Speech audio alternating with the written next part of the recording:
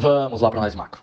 Bom, o dia de hoje começa com um cenário bem agitado. A gente está tendo um cenário de pessimismo que já vinha desde ontem à noite, quando a gente teve os dados macroeconômicos chineses sendo divulgados. E agora, de manhã cedo, a gente viu uma intensificação de tudo isso, depois que a agência de rating, a Fitch, a mesma agência que já tinha rebaixado os Estados Unidos na semana passada, a nota dos Estados Unidos, agora ela veio e rebaixou a avaliação da situação dos bancos americanos, os bancos médios americanos.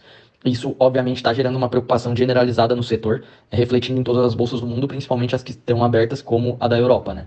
Além de tudo, a gente vai ter vários dados importantes saindo nos Estados Unidos hoje, como vendas no varejo e dados de atividade.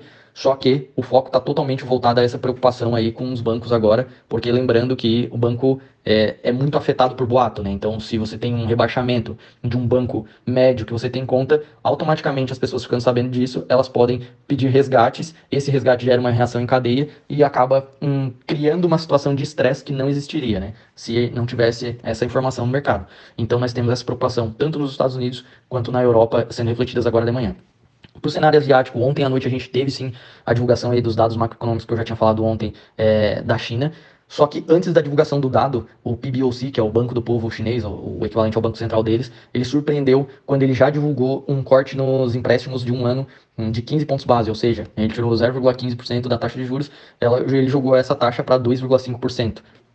E isso é o terceiro corte em 3 meses, né? Extremamente diferente, né, para o cenário asiático, e acaba puxando uma preocupação mais generalizada com o cenário chinês, de que realmente eles estão fazendo isso aí porque estão vendo que os dados futuros tendem a piorar. Isso automaticamente gera uma preocupação generalizada, saída de risco e busca por segurança. E além de tudo, né, depois da divulgação em que o PBOC fez isso, a gente teve a divulgação dos dados macros que estavam sendo esperados, e realmente eles vieram piores do que o esperado. A gente teve aí as vendas varejo, que eram esperado 4,5% de alta, veio 2,5%. A taxa de desemprego na China, ela estava em 5,2%, veio para 5,3%. Então, assim, os dados já não vinham, inclusive a produção industrial também, era esperado 4,4%, veio 3,7%. Então, os dados já tinham um cenário mais pessimista e eles vieram piores do que o esperado. Essa situação gerou aí, na maior parte, na Ásia, um cenário mais negativo. O que contrabalanceou bem esse cenário foi o cenário do Japão. Depois da divulgação do PIB, o PIB no cenário anualizado, ele saiu de 3,1% para 6%. Então, isso foi um fator importante para não deixar que a Ásia, como um todo, fechasse no negativo hoje de madrugada, né? Lembrando que a Ásia não teve a informação de que a Fitch tinha rebaixado os bancos americanos. No cenário europeu, a gente teve uma intensificação das quedas das bolsas agora de manhã, depois que saiu essa informação dos bancos americanos. A gente também teve divulgação da taxa de desemprego do Reino Unido, que aumentou um pouquinho também, veio de 4% para 4,2%, apesar de ser níveis aí relativamente baixos historicamente, mas gera uma preocupação, né? E da Alemanha, a gente teve aí o índice Zelo de condições atuais, que mede basicamente condições da economia lá na Alemanha. Ele teve uma queda mais expressiva, saiu de menos 59 para menos 71. Menos 71,3, mais especificamente, e nós tivemos aí só um contrabalanço com o cenário aí de percepção econômica. O mesmo índice Zelo também divulga a percepção econômica, e ele veio menos pior do que o esperado, tanto na Alemanha quanto na zona do euro, mas isso não está sendo o real holofote do mercado hoje, por conta desses dados americanos com o rebaixamento que a Fitch deu para os bancos médios americanos, o que está pesando bem nas bolsas do mundo aí.